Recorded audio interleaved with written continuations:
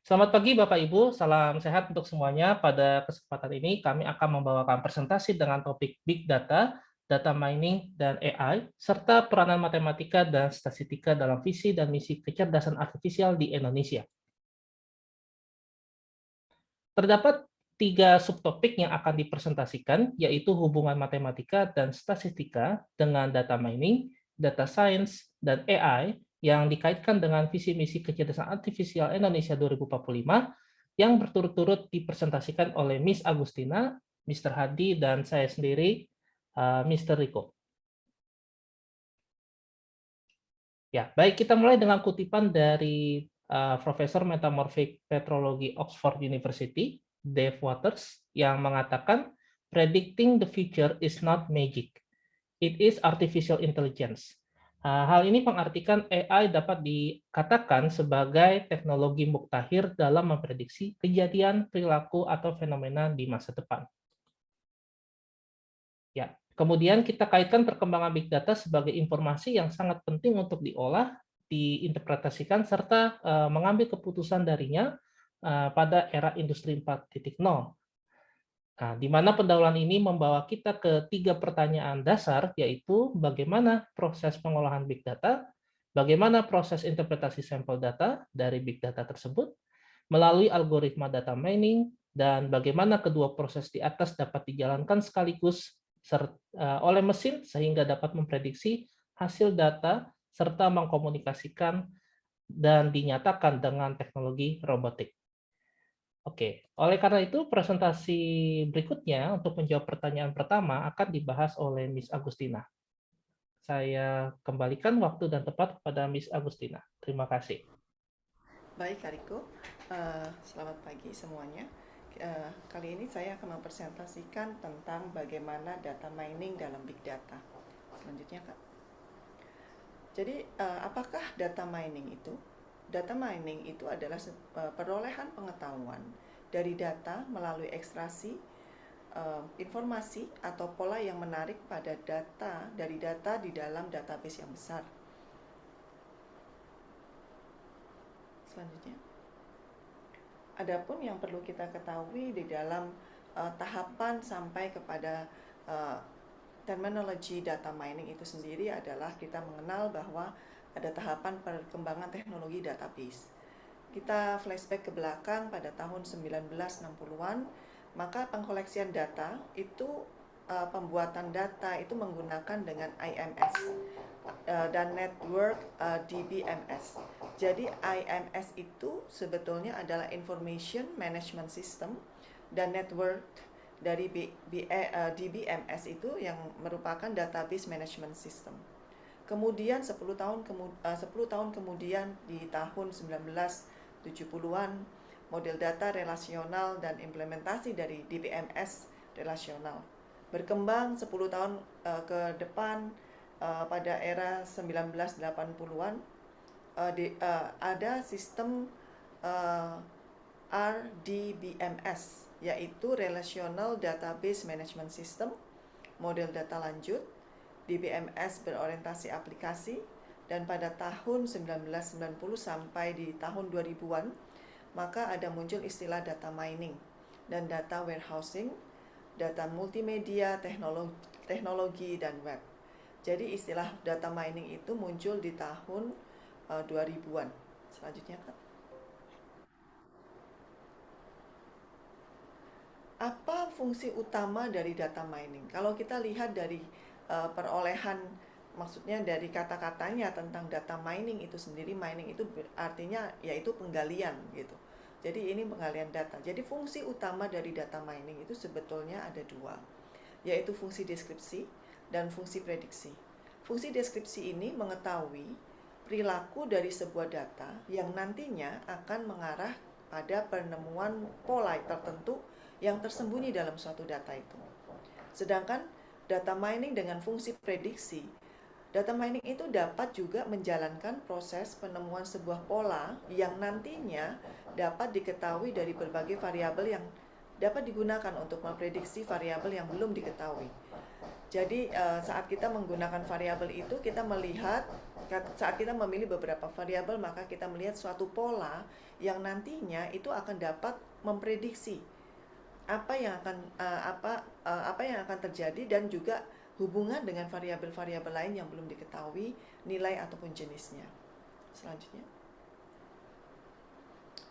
fungsi-fungsi data mining yang lain, salah satunya adalah multidimensional concept description, yaitu menentukan database yang akan dipelajari.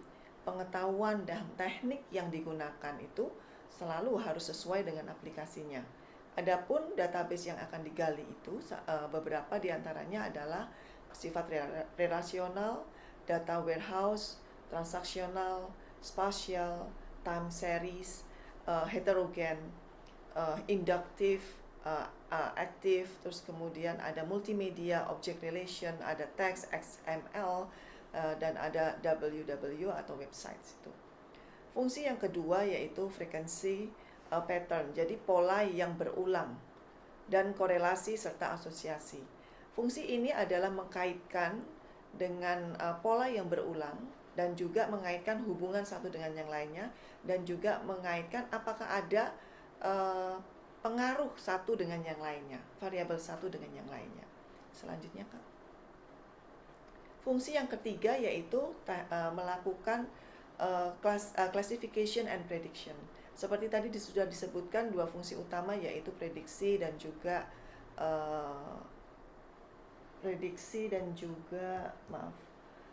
deskripsi. Oke. Pada fungsi yang ketiga ini ada pengklasifikasian, jadi membangun model yang menggambarkan dan membedakan kelas atau konsep untuk prediksi di masa depan. Data mining juga mempunyai fungsi yang keempat yaitu cluster analysis. Jadi itu membuat data group untuk membentuk kelas baru. Jadi tujuan dari cluster ini adalah mengoptimalisasi atau memaksimalkan atau meminimumkan kemiripan di dalam kelas. Itu kembali lagi tergantung kepada tujuan dari penilaian itu tersebut. Fungsi yang kelima yaitu outlier analysis. So pada intinya outlier analysis itu adalah untuk mendeteksi data yang sangat berbeda atau jauh daripada dataset yang dimiliki. Nah, ini berguna untuk mendeteksi penipuan, dan juga ini juga berguna untuk menganalisa peristiwa langka. Fungsi yang keenam yaitu trend dan evaluation analysis, yaitu menggunakan dalam fungsi ini itu data mining itu melakukan regresi analisis atas pola berurutan, analisis periodisitas. Dan tentu saja fungsi yang ketujuh sudah pasti sangat jelas, yaitu statistical analysis, yaitu analisa statistik. Selanjutnya, Kak. Sedangkan teknik dalam proses data mining itu sendiri ada beberapa yang kami kumpulkan, yaitu predictive modeling, yaitu ada teknik di sini dibagi menjadi teknik klasifikasi dan teknik prediction value. Kemudian ada teknik selanjutnya yaitu teknik database segmentation, yaitu membagi data dengan partisi database dalam sejumlah segmen, cluster, dan record yang sama. Ada juga tentang deviasi detection, jadi deteksi deviasi yaitu untuk mengidentifikasi outlier, jadi data yang sangat jauh dari kumpulan data yang ada, yang mengekspresikan sebuah deviasi dari ekspektasi yang sudah diketahui sebelumnya. Ada nearest neighbor. Ini teknik yang sebetulnya adalah teknik terlama, jadi teknik yang memprediksi berdasarkan pengelompokan. Dan sampai saat ini nearest neighbor itu masih tetap dipakai dalam data mining. Selanjutnya teknik yang dijalankan yaitu adalah link analysis, yaitu perekaman hubungan antara record individu atau grup dalam database. Ada teknik lagi clustering. Ini juga teknik yang sangat populer, yaitu pengelompokan berdasarkan kriteria data yang ada dan yang sekarang ini sedang berkembang, yaitu decision tree. Jadi teknik decision tree ini adalah teknik yang memprediksi data dengan menggunakan ilustrasi sebuah pohon. Selanjutnya, Pak. Kalau kita lihat flowchart di sini adalah proses dari data. Jadi dari data mining itu sendiri. Yang pertama yang kita mulai dari bagian kiri bawah yaitu database. Jadi pada pengumpulan kita mempunyai database, mempunyai data besar, terus kemudian data itu dibersihkan. Dibersihkan itu artinya kalau kita melihat misalkan ada dalam satu data di rumah sakit, maka kita harus membersihkan itu, maksudnya ada variabel-variabel yang tidak berpengaruh, maka kita akan bersihkan. Nah, itu ada proses cleaning dan integration. Selanjutnya setelah proses cleaning data itu, kemudian data itu dikelompokkan dalam data warehouse. Selanjutnya ada proses dari seleksi dan transformation.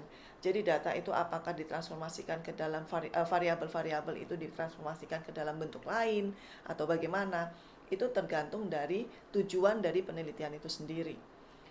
Selanjutnya ada proses data mining itu, penggalian data. Terus selanjutnya kita lihat setelah data mining itu kita melihat bahwa apakah ada pola di situ yang terjadi antara variabel-variabel yang kita tentukan. Nah, pada saat kita melihat adanya suatu pola, selanjutnya akan ada proses evaluasi dan presentasi dari data itu. Jadi presentasi dan evaluasi dari data itu sebetulnya merupakan proses tahap terakhir. Jadi dalam hal ini digunakan teknik visualisasi yang bertujuan untuk membantu user dalam mengerti dan menginterpretasikan hasil dari data mining itu tersebut. Proses ini tidak mudah, proses ini cukup panjang, tetapi ini adalah proses dari database yang awal, proses yang dimana dia tidak lengkap, banyak mengandung kesalahan, terus sampai kepada ada satu evaluasi dari data yang ada dan kemudian dapat dipresentasikan. Sehingga ini adalah proses di mana sebuah data, bukan sebuah data, kumpulan data dapat direpresentasikan pada suatu hasil dari penelitian. Selanjutnya, Kak. Nah, kami mengaitkan dengan data mining dalam visi Indonesia 2045. Pemerintah Indonesia memiliki satu visi yang besar, dan kalau kita lihat, kita bisa dapatkan informasi ini di internet. Kita melihat bahwa pemerintah Indonesia memiliki visi yang luar biasa, bagus dan hebat, yaitu yang dinamakan dengan Megatrend Dunia. Megatrend Dunia 2045. Masih jauh, tetapi kita sedang menuju ke sana. Proses itu sedang menuju ke sana. Sehingga pada tahun nanti di 2045 bangsa Indonesia sudah siap terhadap megatrend dunia itu. Nah, apa saja yang mempengaruhi dalam visi Indonesia 2045 itu adalah satu, pertumbuhan. Yang pertama ada beberapa aspek di situ. Pertumbuhan industri menengah itu pasti nantinya akan industri kelas kecil sampai menengah itu nanti akan pemerintah Indonesia memplanningkan 60%. Jadi dari industri menengah itu akan naik sebesar 60%. Sehingga akan ada persaingan SDA, sumber daya alam. Dan betapa kayanya bangsa Indonesia itu memiliki sumber daya alam yang luar biasa. Dan kita sudah mempunyai modal itu. Nah, sehingga kita yang saat ini sedang mempersiapkan infrastrukturnya, yaitu melalui pengolahan data itu tersebut. Teknologi pun juga sudah harus siap di tahun 2045.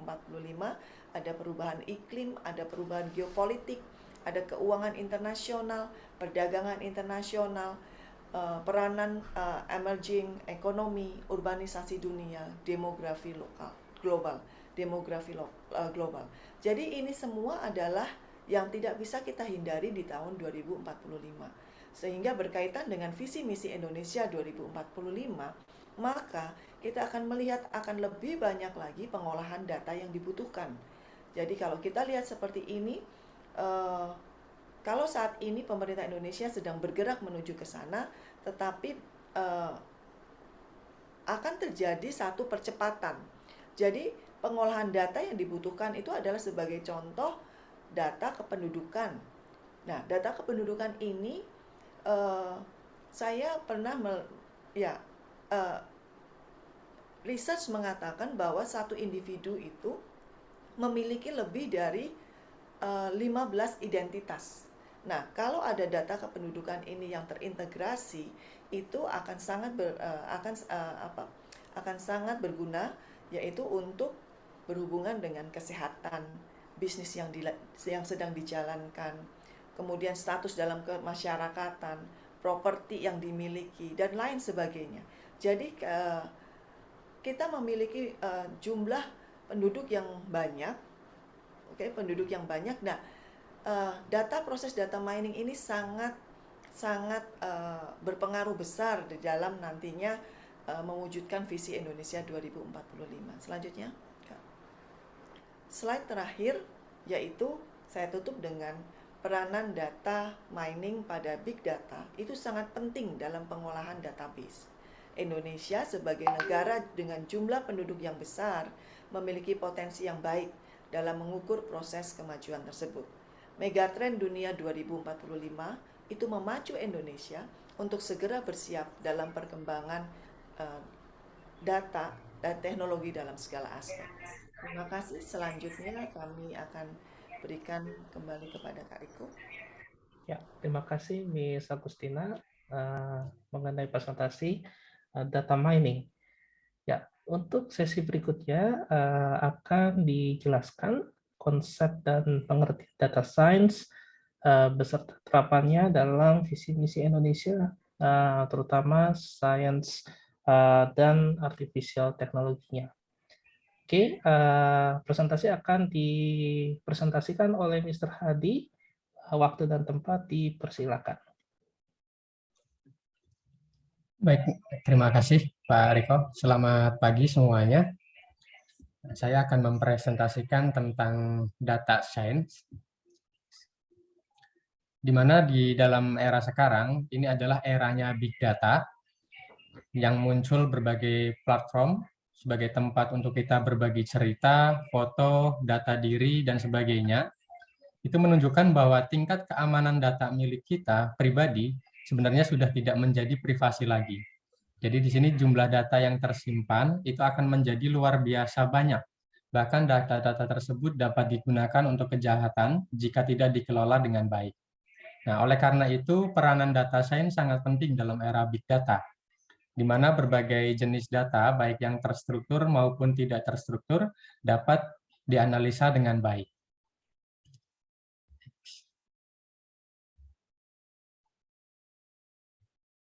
Oke, sebenarnya apa sih itu data science?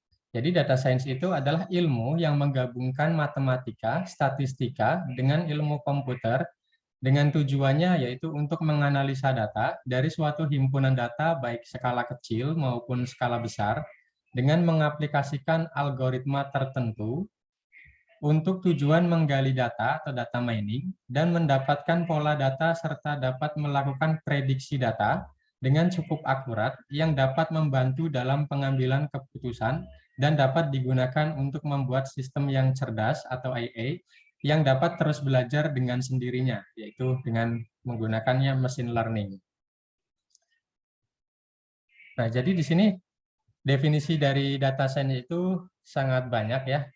Nah, menurut Chico Hayashi, yang merupakan profesor dari Institut Statistika Matematika Sakura Gaoka, pengertian data science itu adalah ilmu pengetahuan interdisiplin tentang metode komputasi untuk mendapatkan wawasan berharga yang dapat ditindaklanjuti dari kumpulan data yang mencakup 3 fase, yaitu mendesain data, mengumpulkan data, dan menganalisis data. Berikut adalah diagram data science yang diambil dari Stephen Geringer pada tahun 2014. Nah, berdasarkan diagram tersebut, di situ terdapat 3 disiplin ilmu yang fokus pada data science. Yang pertama yaitu machine learning, di mana machine learning itu merupakan irisan dari ilmu matematika dan statistik dengan computer science. Nah, di machine learning sendiri nanti menawarkan komputer untuk melakukan proses pembelajaran. Nah, yang paling banyak dipakai di machine learning itu biasanya jaringan saraf yang digunakan untuk melakukan analisis data dengan akurasi yang tinggi. Kemudian yang kedua ada traditional software. Itu merupakan irisan dari ilmu komputer dengan SMA atau Subject Matter Expertise, yaitu pengetahuan mengenai proses dari suatu bisnis atau instansi untuk beroperasi sehingga dapat dibuat suatu sistem yang dapat membantu bisnis atau instansi tersebut. Nah, penerapan tradisional software ini hampir digunakan oleh seluruh instansi maupun pemerintahan. Contohnya misalkan e-learning, e-library, online banking, dan sebagainya. Kemudian yang ketiga, itu ada traditional research, di mana traditional research itu merupakan gabungan atau irisan dari matematika dan statistik dengan SMA. Nah, penelitian traditional research itu hampir digunakan secara universal oleh pebisnis, organisasi, maupun universitas. Dari ketiga bidang ilmu tersebut, maka terbentuklah data science sebagai disiplin ilmu baru yang dapat memenuhi kebutuhan analisis data dengan menggunakan kecerdasan komputer. Next. Oke. Nah, seseorang yang bekerja di data science itu kita namakan dengan data scientist. Nah, di sini ada beberapa ilmu yang harus dikuasai untuk menjadi seorang data scientist. Nah, ini merupakan perkembangan dari diagram yang sebelumnya, di mana di sini ada matematika dan statistik, technical skill, team player, dan sebagainya berdasarkan diagram tersebut.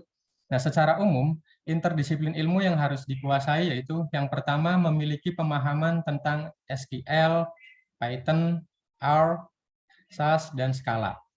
Nah, jadi seorang ilmuwan data itu harus kreatif dan cerdik untuk membangun sesuatu dan menemukan jawaban cerdas untuk masalah.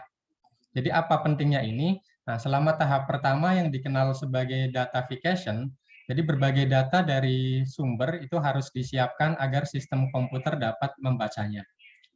Kemudian disiplin ilmu yang kedua, yaitu memiliki pengalaman langsung dalam pengkodean basis data SQL. Nah, untuk bisa memahami aliran data yang rumit dan menggunakan logikanya dengan baik, beberapa ilmu yang harus dipahami yaitu Advanced Database dan Data Warehouse. Nah, disinilah makanya seorang data scientist harus memiliki pengalaman langsung dalam pengkodean basis data SQL. Yang ketiga, itu ada kemampuan untuk bekerja dengan data tidak terstruktur. Jadi yang namanya data tadi, itu ada data yang terstruktur dan tidak terstruktur.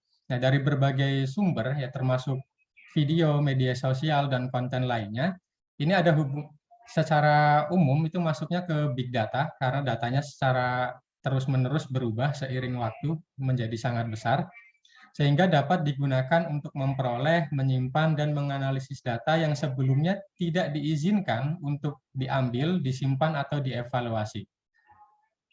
Nah, jadi seorang ilmuwan data itu harus merancang metode untuk menyimpan data dan mengaturnya secara metodis. Makanya seorang data scientist harus memiliki kemampuan untuk bekerja dengan data tidak terstruktur.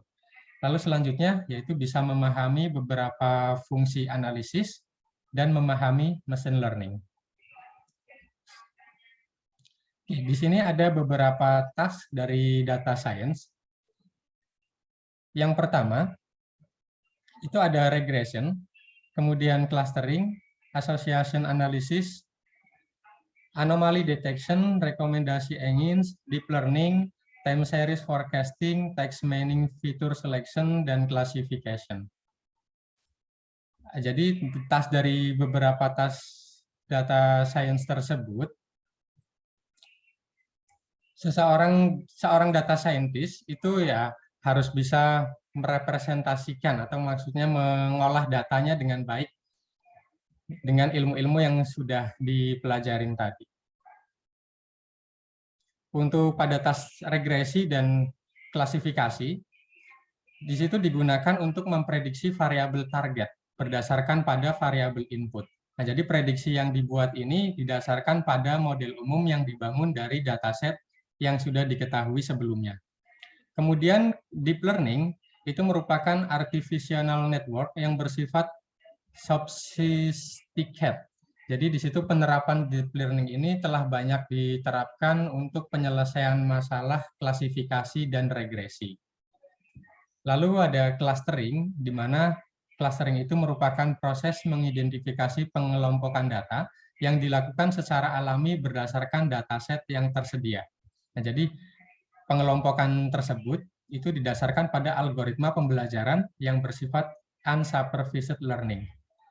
Lalu recommendation engine itu adalah mesin yang dibuat agar memiliki kemampuan memberikan rekomendasi kepada pengguna berdasarkan pada preferensi pengguna. Jadi dengan majunya teknologi, untuk menghitung statistiknya nanti dibantu oleh beberapa, maksudnya dibantu dengan kemajuan zaman, yaitu teknologi komputer. Selanjutnya ada anomaly detection, itu kemampuan melakukan identifikasi pada titik-titik data di luar dataset yang secara signifikan itu memiliki sifat yang berbeda dengan dataset. Lalu ada time series forecasting, itu sebuah proses memprediksi sebuah nilai tertentu berdasarkan pada histori data masa lalu yang kemungkinan akan memberikan sebuah tren atau pola tertentu yang sifatnya didasarkan pada waktu. Nah, waktunya itu bisa tahunan, bulanan, mingguan, ataupun harian. Lalu ada text mining. Text mining itu dikenal juga dengan nama analisis teks. Itu proses mengubah data teks yang tidak terstruktur menjadi informasi yang bermakna dan dapat ditindaklanjuti. Jadi dari berbagai sumber tadi, kayak misalkan Facebook, Instagram, Twitter, dan sebagainya, di situ terdapat video, foto, dan lain-lain, itu bisa kita rubah menjadi data yang terstruktur. Lalu ada fitur selection, yaitu proses untuk menyeleksi atribut dalam sebuah dataset, sehingga diperoleh atribut-atribut yang sifatnya penting dan dapat memberikan ciri objek tertentu. Lanjut, next.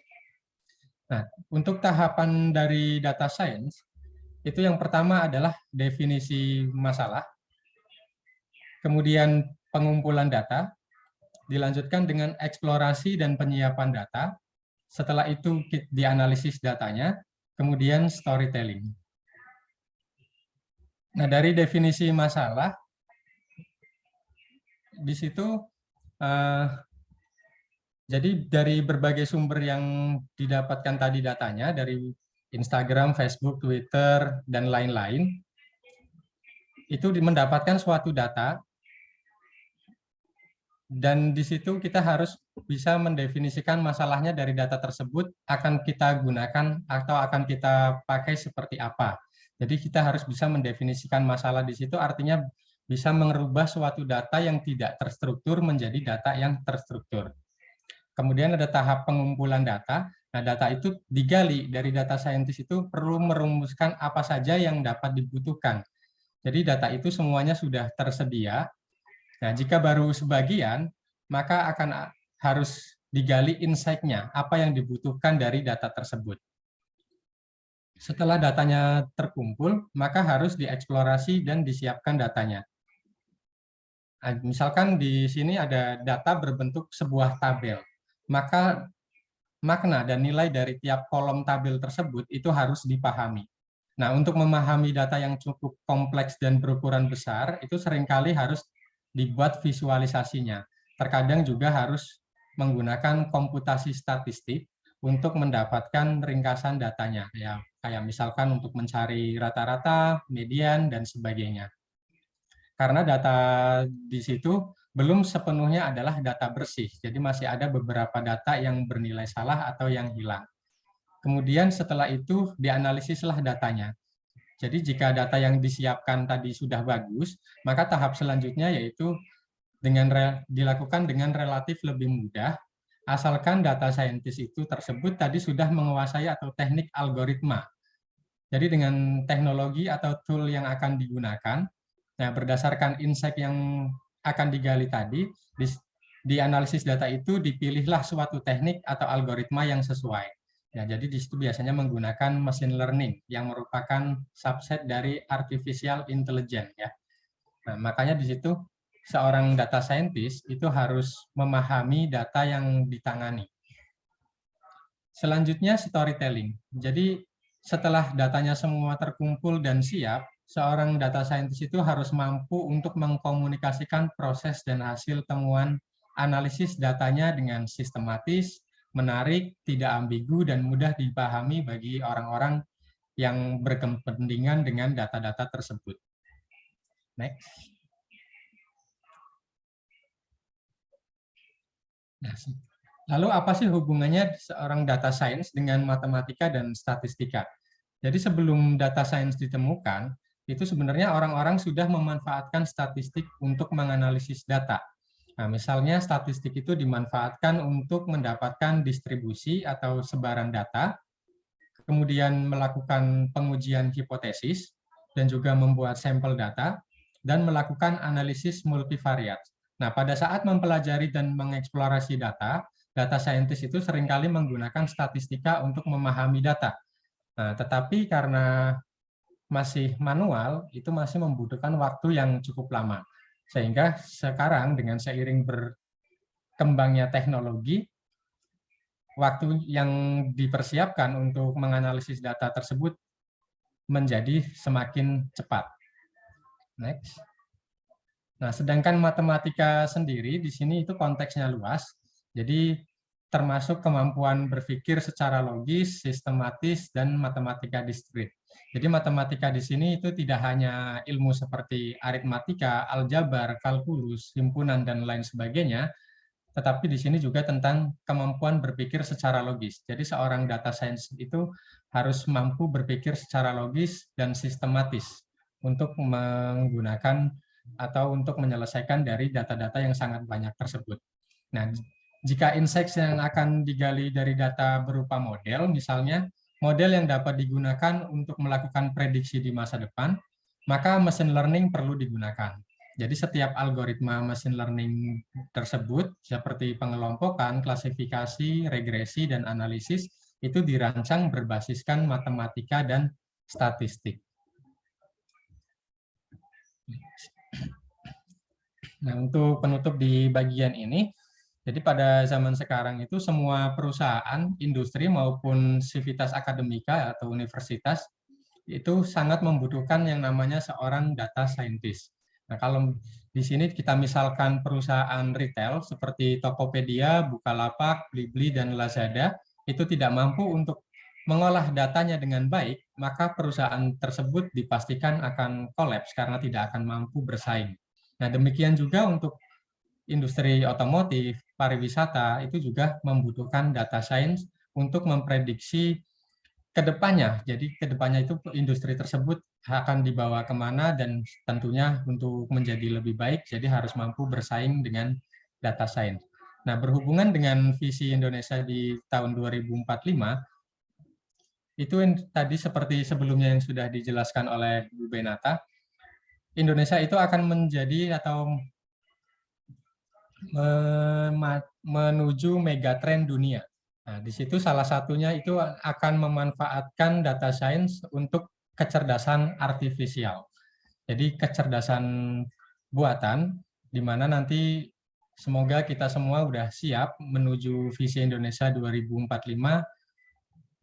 untuk ya membantu negara kita menjadi lebih baik juga. Jadi di sinilah peran kita sebenarnya udah harus menyiapkan diri dari dini dengan lebih baik.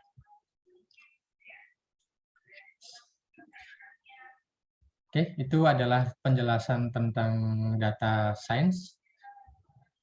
Selanjutnya saya kembalikan kepada Pak Riko. Baik, terima kasih Mr. Hadi atas presentasinya. Oke, sekarang kita akan coba ke sesi yang terakhir mengenai artificial intelligence. Nah, sebelumnya kita tadi sudah mendengarkan dari penjelasan Ms. Agustina dan Mr. Hardy bahwa akan adanya visi misi Indonesia ke depan pada tahun 2045 dalam memenuhi megatrend AI di dalam Indonesia. Nah, sebelum kita memasuki tahap tersebut, kita akan mencoba memahami pengertian dari kecerdasan artifisial. Nah, menurut Ziad Saleh tahun 2019, kecerdasan buatan atau kadang disebut dengan kecerdasan mesin adalah kecerdasan yang ditunjukkan oleh mesin itu berbeda dengan kecerdasan alami yang ditampilkan oleh manusia ataupun hewan. Jadi memiliki kemiripan, tetapi subjeknya adalah mesin. Nah, beberapa kegiatan yang dirancang untuk dilakukan oleh AI tersebut, seperti pengenalan suara, deteksi gambar, pembelajaran mesin, perencanaan, bahkan sampai dengan pemecahan masalah, hal itu bisa direalisasikan oleh AI. Nah, supaya itu bisa dilakukan, maka teknologi robotika harus dikaitkan dengan persepsi dan tindakan dari AI. Ya, sekarang kita akan fokus mengenai kecerdasan artifisial Indonesia pada tahun 2045 yang akan datang. Nah, menurut Direktur Jenderal Pendidikan Tinggi Kemendikbud RI, Nizam menyatakan bahwa industri di Indonesia membutuhkan sekitar 250.000 talenta di bidang artificial intelligence dalam 5 tahun ke depan, di mana hal ini dipenuhi dengan adanya kerjasama antara dunia pendidikan, dunia penelitian, dan dunia industri. Nah, oleh karena itu, kita bisa melihat pada gambar di samping, ya, di sini akademisi dan industri itu sebagai pilar utama dalam menopang visi misi AI Indonesia tahun 2045. Nah, setelah itu di dalam menopang visi misi tersebut, yang menjadi subset ataupun objek pemerintah adalah industri-industri yang menjadi tulang punggung dari ekonomi sosial Indonesia. Nah, beberapa sektor industri yang akan difokuskan untuk menggunakan AI, diantaranya ada 3 bagian. Pertama, sektor industri andalan. Nah, untuk sektor industri andalan itu dibagi menjadi 5 bagian, yaitu industri pangan, farmasi, tekstil, alat, dan transportasi, serta industri elektronik dan telematika. Berikutnya untuk sektor industri pendukung, ada 3 bagian, yaitu industri barang model, industri komponen, dan jasa industri. Yang ketiga, sektor industri hulu, yaitu terdapat 3 poin, ada industri logam, industri hulu agro, industri kimia berbasis migas dan batu bara.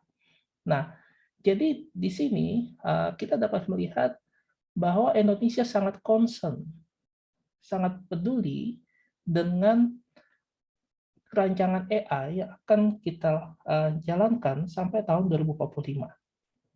Nah, di dalam AI itu kita harus mengolah data yang besar, ya, yaitu big data itu sendiri yang memiliki karakteristik 3V pada awalnya. Tetapi sekarang seiring perkembangan zaman, data yang kita terima itu sangat masif dan tergantung dari cabang ilmu pengetahuan spesifik yang beririsan dengannya. Jadi tidak hanya IT saja, tetapi juga dengan cabang-cabang ilmu lainnya seperti ekonomi, sosial, ya, ataupun di bidang teknologi dan sains, bahkan sampai dengan ilmu bahasa pun juga menggunakan kecanggihan AI di dalamnya. Oleh karena itu, di sini kita harus melihat permasalahan AI ini menjadi permasalahan yang harus kita dukung agar pemerintah dapat menjalankan visi misi ini dengan baik. Nah, selanjutnya kita akan memahami kenapa AI sangat diharapkan untuk kemajuan di dalam negeri kita. Yaitu kita lihat dari sifat-sifat keunggulan dari AI tersebut. Yang pertama adalah AI itu bekerja secara otomatis. Jadi dia bisa melakukan pekerjaannya tanpa kita lakukan operasi atau prosedur manual, ya, sehingga AI itu secara otomatis dia bisa belajar dan bisa menemukan sesuatu fenomena dan belajar darinya melalui big data, sehingga data-data tersebut memiliki makna dan kita dapat mendapatkan insight di dalamnya. Sehingga hal itu bisa membantu kita untuk menentukan keputusan yang akan kita lakukan. Tidak hanya dalam menentukan keputusan, otomasi dari AI juga bisa didukung oleh teknologi robotik yang digerakkan oleh perangkat keras. Jadi di sini ada kaitannya dengan dunia teknik, ya, yaitu dia bisa menggerakkan sesuatu, ya, dengan kemampuan robot. Selanjutnya, selain tugasnya untuk mengautomasi tugas manual, AI juga terkadang melakukan tugas-tugas yang datanya sangat besar, ya, dan terkomputerisasi dengan andal tanpa mengalami kelelahan.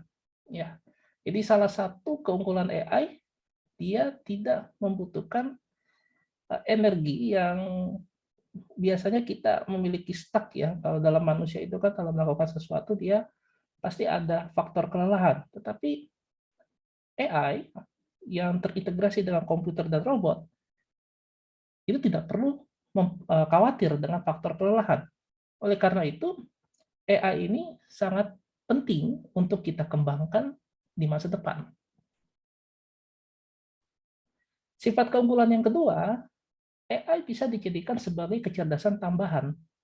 Jadi, sebagian besar kita tahu bahwa kita sering menggunakan aplikasi-aplikasi individu melalui gadget kita, email, internet, bahkan hampir setiap aspek kita tidak bisa lepas dari produk-produk yang berhubungan dengan aplikasi.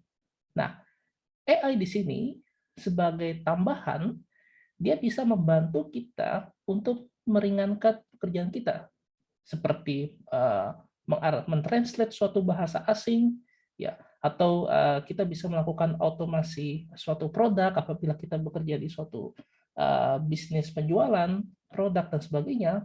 Bahkan bisa juga ada sistem botting di mana mesin itu bisa bekerja tanpa kita atur, dan mesin-mesin ini bisa juga dikombinasikan dengan sejumlah besar data yang meningkatkan banyak teknologi di rumah tangga, ya, ataupun di tempat kerja. Bahkan sampai dengan keamanan, ya, ataupun intelijen dari suatu sistem keamanan data, ya, hingga suatu analisis investasi. Jadi sebenarnya kita di masa sekarang tidak lepas dari produk tambahan AI ini. Oleh karena itu, AI juga harus dipertimbangkan sebagai visi misi kita di masa depan. Yang ketiga, AI memiliki sifat kemampuan adaptasi. Jadi AI itu melalui seperangkat algoritma pembelajaran, dia bisa memungkinkan melakukan program otomatis. Dan AI bisa menemukan struktur dan keteraturan dalam data, sehingga algoritma itu bisa memperoleh insight ataupun suatu keterampilan baru, ya, yang berbasis pengklasifikasi ataupun sebagai prediktor dari suatu variabel yang akan kita ingin uji, ya. Jadi kemampuan adaptasi AI ini sangat penting, ya. Di samping AI juga memiliki kemampuan yang kuat, ya, tidak mengenal lelah, karena dan dia bisa menggantikan posisi manusia dalam menentukan suatu keputusan dan bisa melakukan suatu action atau tindakan melalui kemampuan yang difasilitasi oleh desain robotiknya. Nah, sifat keunggulan AI yang keempat, AI memiliki sistem keamanan jaringan neural. Nah, sebagaimana kita ketahui bahwa jaringan neural ini merupakan duplikasi atau meniru desain otak manusia.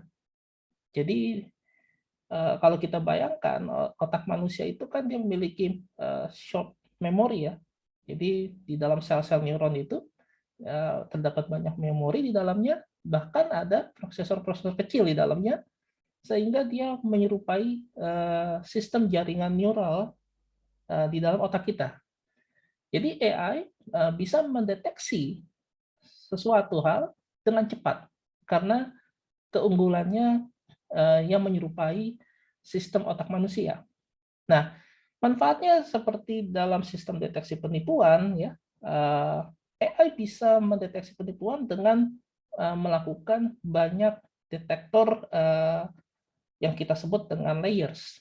Jadi, jika detektor yang pertama dia tidak dapat mendeteksi, maka layer yang kedua juga bisa melakukan deteksi berikutnya, sehingga AI tidak dapat kita ini ya kita hindari, karena AI terus mencari data-data ataupun penipuan-penipuan yang mungkin tersembunyi, tetapi AI masih bisa melakukannya tanpa letih, sehingga AI merupakan jaminan suatu sistem keamanan yang sangat penting di masa depan. Oke, dan seiring dengan perkembangan big data, deteksi penipuan ini merupakan hal yang krusial dan harus menjadi bagian penting dalam pengkoleksian data, terutama di dalam big data, untuk mencegah hal-hal tersebut. Kemudian untuk sifat keunggulan berikutnya, AI memiliki tingkat akurasi yang tinggi. Ya, sebelumnya kita sudah mengetahui bahwa AI menerapkan jaringan neural seperti jaringan saraf otak manusia, yang memungkinkan dia bisa bekerja dalam proses searching atau pencarian dengan cepat, ya, dengan mengandalkan short memory di dalamnya. Nah, di antaranya kita bisa melihat, bahkan kita sedang menggunakan aplikasi ya, atau program yang bernama Google Scholar, ya, ataupun Alexa, Google Photos, dan semuanya itu dilakukan berdasarkan sistem pembelajaran AI. Dan ketiganya akan semakin akurat, ya, ketika kita menambahkan suatu perangkat ataupun program yang lebih baik lagi, sehingga proses pencarian bisa dilakukan dengan cepat. Ya, kalau mungkin zaman dulu kita kalau melakukan searching kita butuh waktu yang lama untuk menemukannya dengan menggunakan keywords yang ada. Nah, namun sekarang dalam waktu yang cepat, keywords yang kita cari itu pun juga bisa diselidiki dan dicari dengan akurat, sehingga kita tidak perlu mendapatkan data yang tidak relevan dengan apa yang kita ingin cari.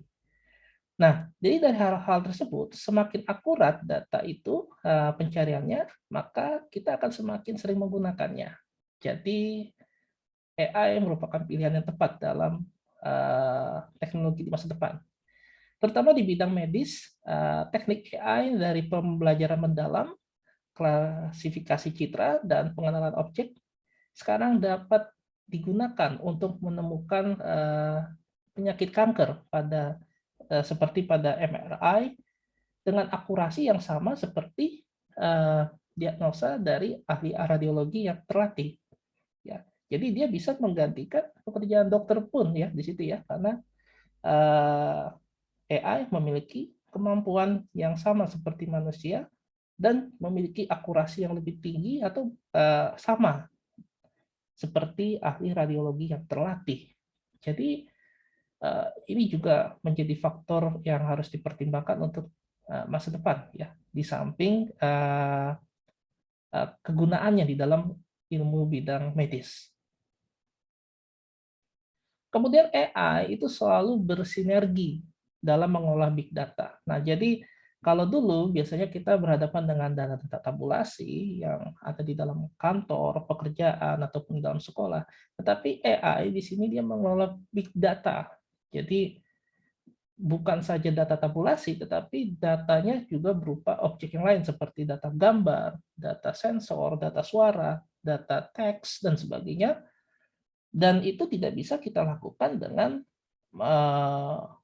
melakukan proses pengolahan data dengan statistik klasik. Ya. Tetapi AI di sini merupakan kombinasi dari data mining, data science, dapat mengolah big data. Sehingga AI tersebut diharapkan bisa berperan dan menemukan solusi, terutama solusi dari masalah-masalah yang ada di era industri 4.0. Nah, karena peran data kini semakin penting dari sebelumnya, maka AI bisa dijadikan sebagai solusi yang tepat ya untuk melihat insight dari big data yang akan kita periksa tersebut. Ya, oke. Ya, jadi alasannya seperti itu, dan berikutnya kita akan membahas tentang peranan matematika dan statistika dengan AI.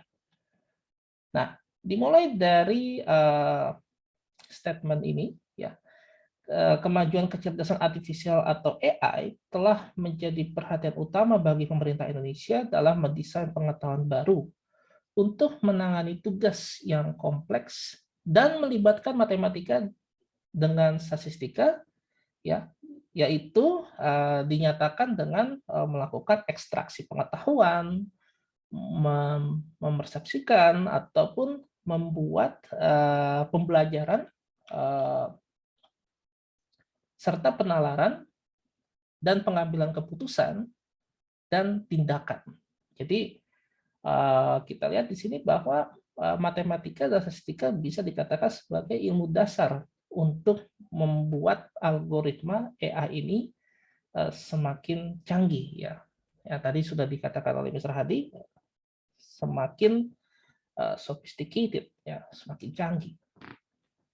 Nah, kemudian peranan matematika dan AI itu bisa dibagi menjadi 4, ya, yaitu sebagai problem solving, ya, problem solving yaitu AI menggunakan metode untuk mencari dan memberikan sifat kemiripan data, ya. Biasanya untuk mencari data, AI biasanya menggunakan program yang dapat berkomunikasi dengan manusia, yaitu contohnya seperti natural language processing.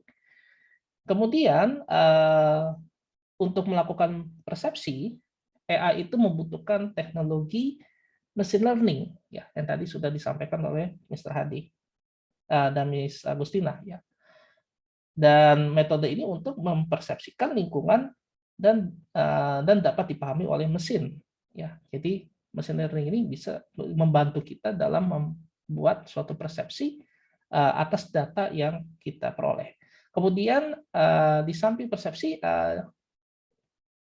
AI juga belajar, mengetahui, mendapatkan pengetahuan, reasoning, bahkan dia melakukan rencana di dalamnya. Nah, dengan menggunakan konsep apa? Yaitu dia menggunakan konsep deep learning.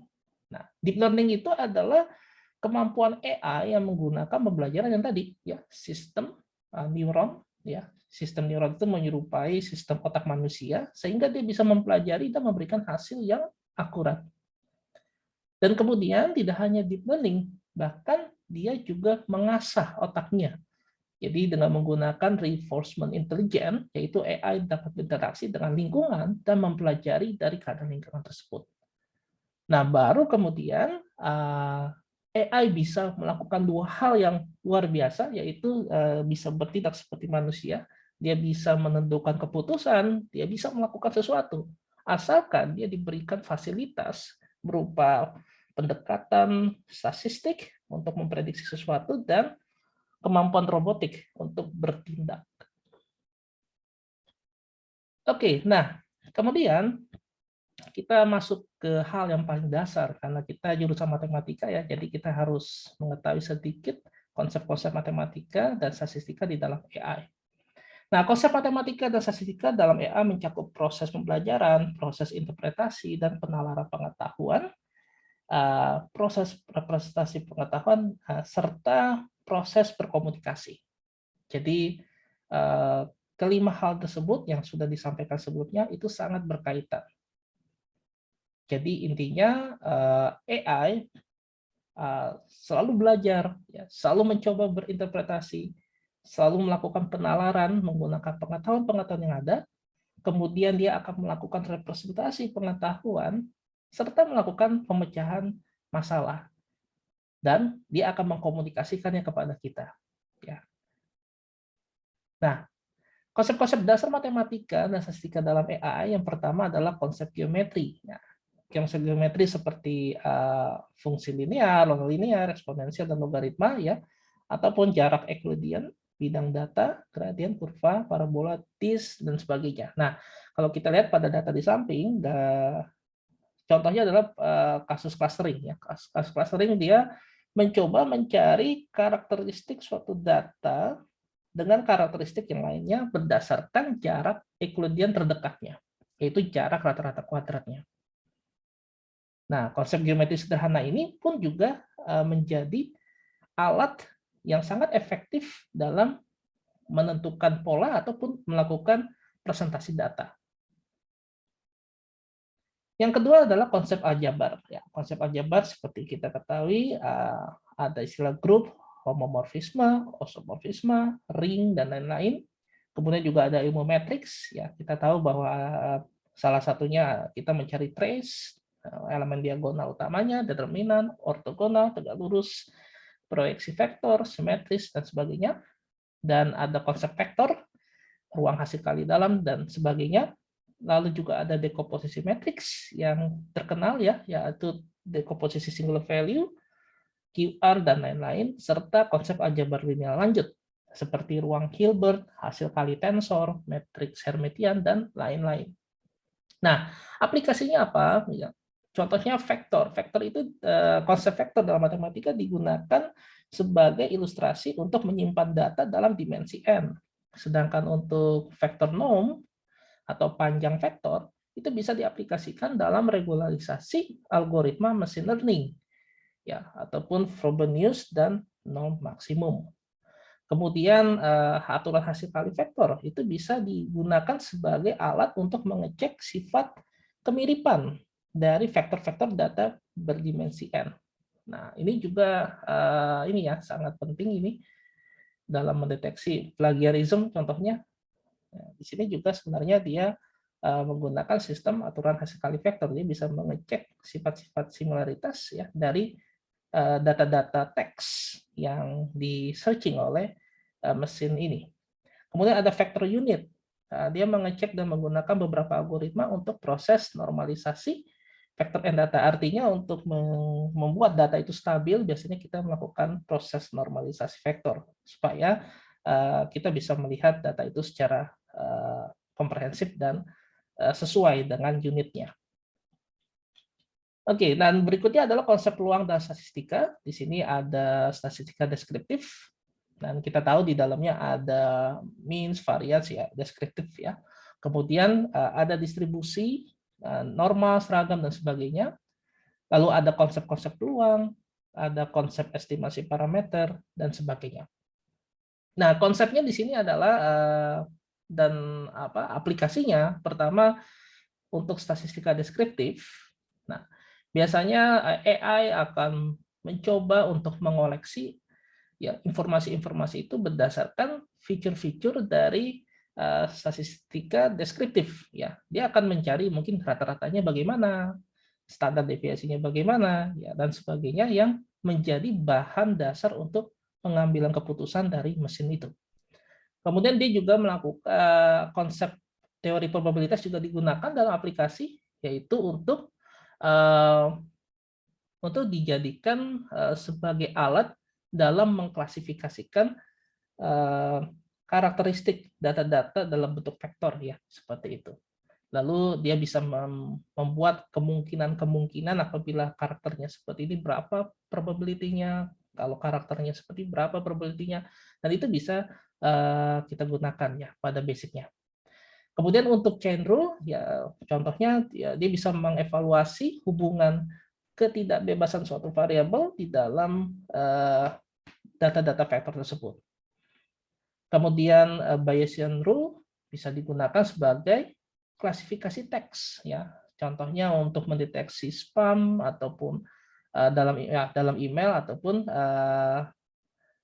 klasifikasi teks-teks dalam terjemahan ataupun sistem pengecekan plagiarisme itu juga bisa kita gunakan teks klasifikasi berdasarkan aturan Bayesian.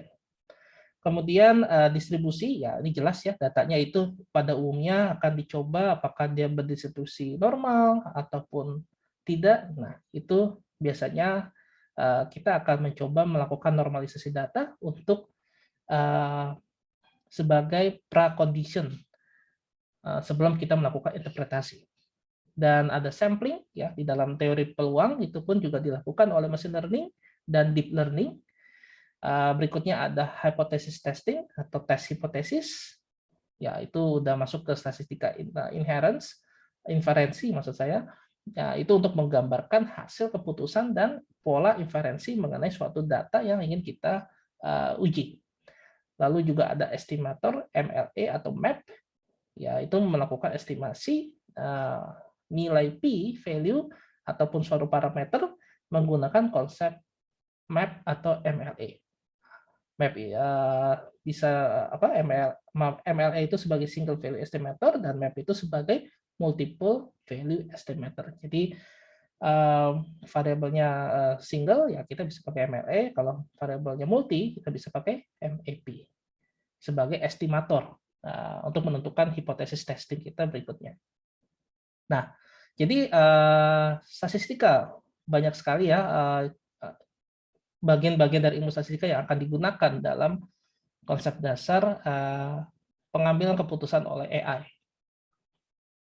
Kemudian ada konsep kalkulus, ya kita sudah ketahui bersama bahwa konsep kalkulus seperti aturan turunan di dalam aljabar maupun turunan di dalam vektor, ya ataupun matriks kalkulus dan sebagainya itu juga banyak digunakan dalam pembelajaran AI. Terutama pada kasus di samping, di sini kita melihat untuk menghaluskan parameter, di sini kita mencoba mencari turunan dari data yang tadinya mungkin datanya itu membentuk pola seperti parabola, tetapi dengan konsep turunan kita bisa merapikan data itu menjadi bentuk yang lebih rapi sehingga polanya bisa kita tentukan garis halusnya ya. Nah, algoritma seperti ini, dilihat dari gambar di samping, itu merupakan algoritma penghalusan parameter. Di mana di sini gradiennya kita menggunakan partial derivatif yang merupakan salah satu cabang dari konsep kalkulus. Dan kita lihat di sini aturan-aturan konsep kalkulus seperti fungsi turun, yaitu ketika turunannya turun, ya turunan tadi kan menggunakan konsep aturan derivatif kan. Kemudian kalau dia stuck di sini di bawah, itu titik maksimum titik minimumnya itu berarti turunannya 0. Kemudian kalau dia naik turunannya lebih besar dari 0. Dan untuk menentukan pola parabola di sini kita bisa menggunakan gradien dari fungsi parabolik. Oke, jadi salah satu aplikasi kalkulus vektor dalam AI adalah menentukan bentuk optimisasi parameter yang dimodelkan sebagai algoritma penghalusan gradien atau kemiringan suatu model dari model implementasi neural network.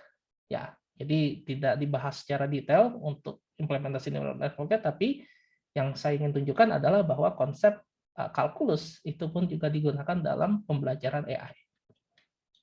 Kemudian ada konsep teori informasi. Nah, jadi kalau kita bicara teori informasi biasanya kaitannya dengan data mining. Nah, salah satunya di sini ada istilah entropi atau info gain, ya, callback labeler atau KL, divergensi dan lain-lain.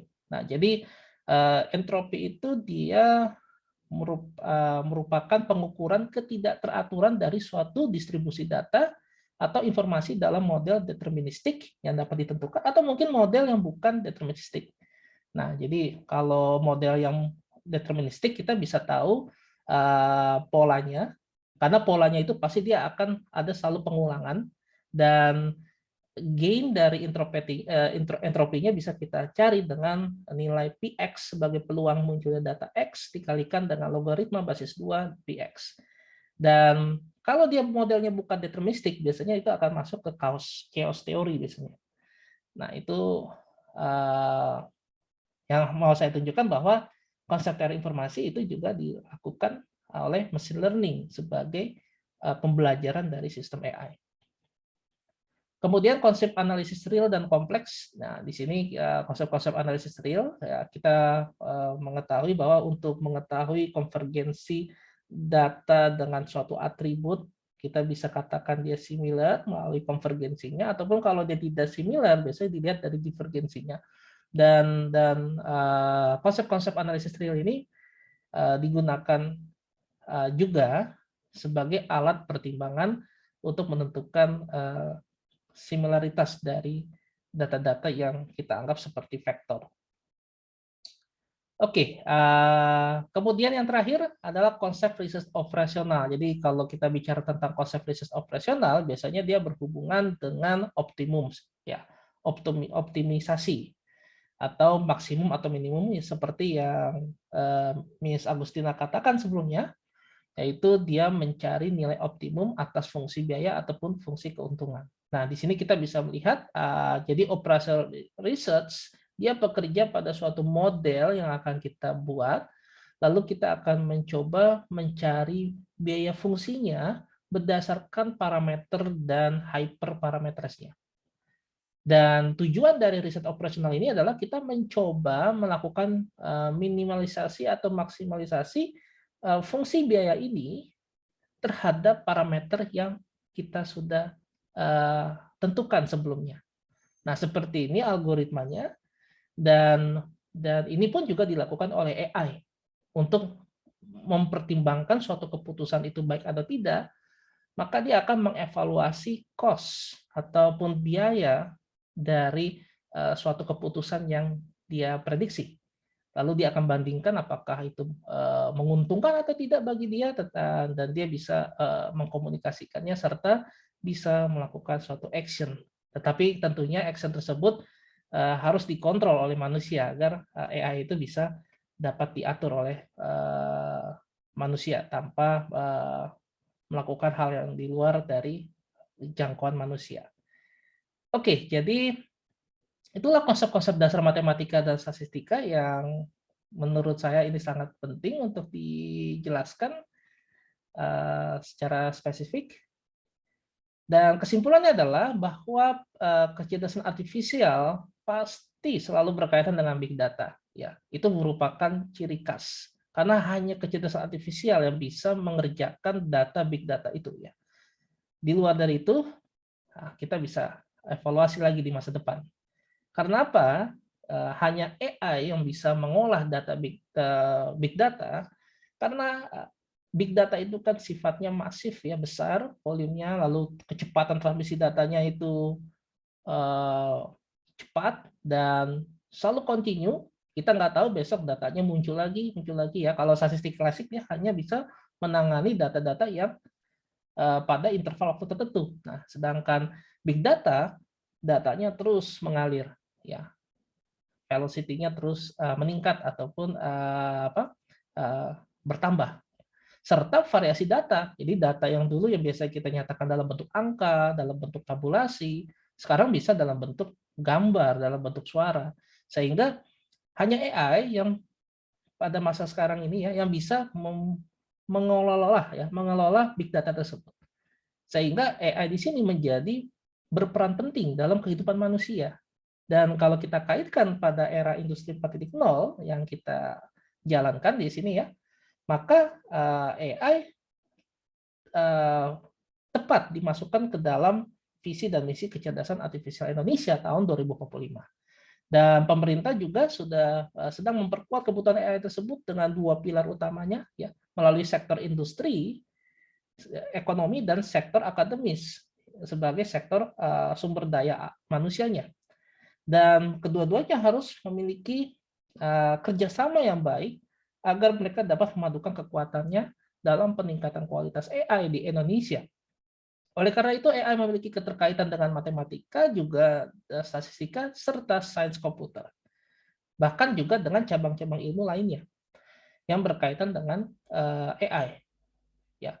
Maka konsep geometri, aljabar, statistika, kalkulus, teori informasi, dan riset operasional, bahkan lebih dari itu, bisa digunakan atau mendukung cara kerja AI, didukung dengan teknologi robotik. Apabila kita menginginkan AI itu bisa melakukan suatu action atau tindakan. Oke, jadi seperti itu dari saya. Referensi untuk